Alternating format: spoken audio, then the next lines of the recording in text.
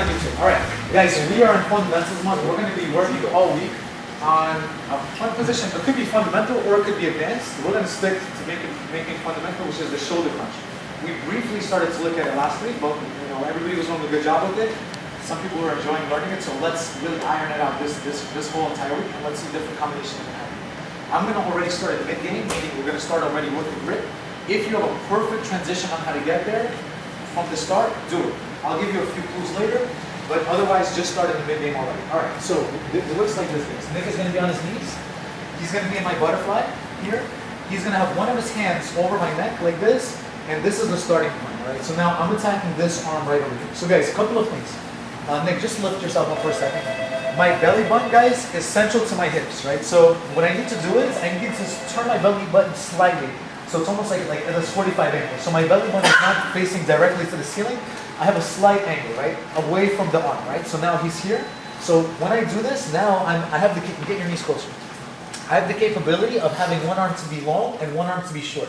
So what I'm saying is the arm that's on the outside has to be long and this one has to be short for a number of reasons. If my hands are parallel like this to each other, right, it's going to be very easy for him to take his arm out of here. Just take it out, Nick. Just like that, right? Come back a step. Also, there's no frame across his neck. He can bring his head over his arm, and then it's going to be even easier for him to take his arm out.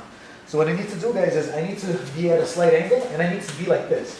So this frame here keeps his head away from his arm, and this elbow here keeps a lot of pressure on his shoulder. So Nick is a little bit smaller than me, but Nick, take your arm out. He feels that it's very difficult, all right? And what I want people to do is I want you to stay here for a little bit, all right? As soon as you get to the position, get everything nice and tight and be like, okay, ready, go. All right, cool. We both agree that I have enough control that I'm now able to attack him, all right? If you attack too early, that's when you're going to lose everything, right? So stay here, and now let's get an action-reaction going. So I'm going to tighten up my toes, and I'm first going to sweep Nick away from me. Nick, don't do anything, okay? I'm going to start to go this way. If I go this way, and he doesn't react, he further isolates his own arm. So now I can slide my ear to his wrist, and I can start to now go for really strong arm locks on the arm that's exposed. If the wrist ever comes out, I have backstays that I can do, and I also have spinning arm bars that I can do on my training partner as well. Well, he would never feel like that, but if he does, I guess we'll take it. And you can finish the person on the arm. Right? So what he's going to do, Jason, is as soon as you push them away, they're going to push into you. And as they push into you, I bring my knees to my chest, and I take them all the way to the opposite side. Guys, here, keep the grip. Jason, use your forehead to base yourself and pause here for a second. When you're ready, take both of your feet out, and now I can start to attack the mount. I can stabilize, I can go to S-mount. Depends on your skill set, depends on the moves that you like. If you like arm locks, you can often slide to the top of the hand, and you can start to finish straight arm locks here as well. All right, this is part of it if you like those kind of moves. All right, so again, once more, Nick is going to be on top of me. He's going to give me his arm. So if I'm flat, if my belly button is facing the ceiling, you're going to find it very difficult to get your elbow to the ceiling, and now it's going to be easy for him to shift his head and to retract his elbow. All right. So what you need to do is you got to shimmy slightly, just like this, just a little angle. That's going to give you the ability to get this elbow nice and high, just like this.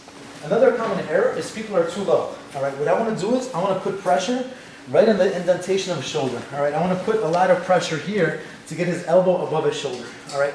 Here, Nick, how does this feel? Tight. Feels tight. Good. So I go a little bit away. I feel him trying to come back in, and as he comes back in, I sweep him all the way to the other side, keeping my hooks active the whole time. Head post.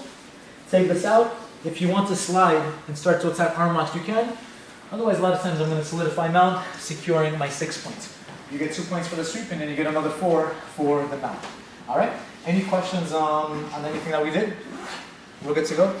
Let's go for part 2 right away. All right? The part 2 is going to look like this. So when you're here with your training partner, especially at high levels, right? So I'm here, I push them away, they push into me, I'm about to sweep them, right? By his knee being on the floor, he does not have a post. This arm is not a post because I'm controlling it. Nick, put your hand on the floor. It's very difficult, you see? But nothing really stops him from posting and tripoding on both of his legs. Go ahead. Like this. And now you're going to find it hard to sweep the person because now this is their post.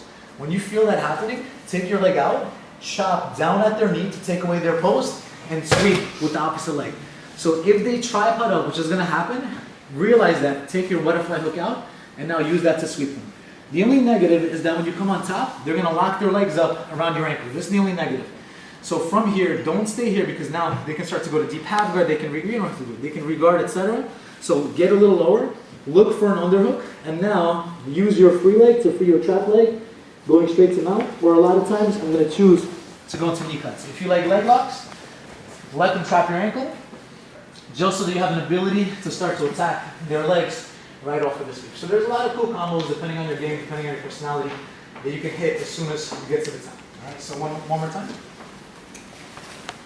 So we're going to be here. I'm a little bit off to the side. I have a long arm, I have a short arm, I have good control. I sweep away, he comes in, I sweep in, he tripods. He tripods. As soon as he tripods, chop, lower yourself, find your underhook, and then look to pass from there. All right? Any questions, guys, call me over and I'll be right there.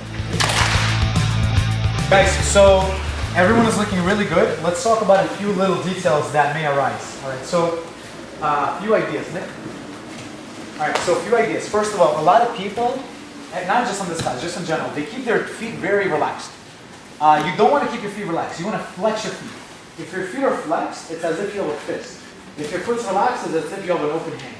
You can KO somebody with an open hand, but you must understand when you should have your hand open and when it's closed. Same thing as in MMA, right? In MMA, like you don't want to flex the whole time, you don't want to use that much energy the whole time, but you also don't want to hit somebody with an open hand because you can hurt your hand, right? If your fist is not completely closed. So if Nick is down, okay, and I feel that, so in the beginning his feet can be relaxed, right? It's okay. But let's say Nick has a shoulder crunch on him right here, right? If his feet are very relaxed, by the way, sometimes I can recognize that, and look, I can kick, relax. I can kick one of my legs back, and I can get an even a 2-on-1 on his top leg. You see how I'm hitting his leg? That's only possible because his feet were relaxed. If his foot was flexed, keep it flexed. If I try to do that, he's just going to take me for the ride and sweep me as I'm doing it, right? So you have to recognize when to flex your feet. And when you're doing the sweep, you want to flex your feet. That's number one. Number two, for Malcolm and for some others, you are keeping your legs too far away. Your knees are like this. You're already kind of off balance. You don't want to do that because if you're so off balance, then go to close guard. Or just do that. Or go, yeah, and now I'm behind, and now he's going to start to attack 50 different things on me. So come back a step. I want to have skin in the game. Meaning, I want to be pressuring him. Because in the perfect world, what I would be doing is I'll be pushing this form, getting this back, and Big Mo, what would I be doing now? Body lock. Body locking. All right, I will be looking to body lock pass. Right? So that's what I would be doing in the perfect world. Right? So for that reason, all right, I need to be a little closer. The second thing is, as Nick tries to take me a little bit this way, and I bring my weight onto him, when I'm tripoding, I'm not tripoding like this, because he can still finish the sweep. I'm tripoding close to him. You see how I'm tripoding with my legs a little closer? That's going to make it easy for him to take his leg out, chop out my knee, and hit me with a fantastic sweep. Okay, so when you're doing the tripod, make sure your feet are close to you and you have good balance. Because if your feet are very far away, it's not going to matter. You can just finish the original sweep. All right, so again, once more. I'm here. I can have my feet a little relaxed, but if I feel them moving, I tighten them up. My toes are very important, guys. Now, I go a little bit away, he comes into me, I bring my knees to my chest, I start to go this way, I see he tripod. Nick did it correctly. When I take it out, Aaron, look how I chop at this knee, that takes away that twist. And then it's a fantastic sweep. For the higher belt students, look what I can do, guys. I can clear, and I can already turn this into back takes, and I have a lot of different combos that I can do. So if you have more experience, if you're here for a few years, you've been training for a little while, I want to see some creativity. I want to see what you can connect as soon as you finish this week. All right, now let's also do a set. You can do what we did last week. Last week, I was in bottom turtle. All right, I intercepted the grip. I did a shin whizzer. Nick started to run behind me. So I put my butterfly hook in, and now we can connect our shoulder crunch. That's what we did last week. Maybe I'm going to do a setup from butterfly where I scooch in, I make Nick post on the floor, I capture one of his arms, now I'm on the shoulder crunch. Maybe I'm going to do that. Another setup, one of my favorites is from half guard. Anytime I do a little kick, I wrestle, relax a little bit, I do a little kick, I created a space, I wrestle up, he's going to whizzer.